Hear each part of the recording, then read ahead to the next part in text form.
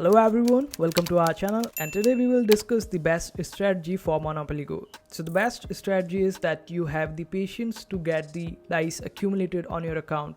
This way you will get the advantage in not just this regular game playing but also in tournaments. You will be getting a lot of dice and you will be able to get more points than most of the people out there, and this will give you an edge.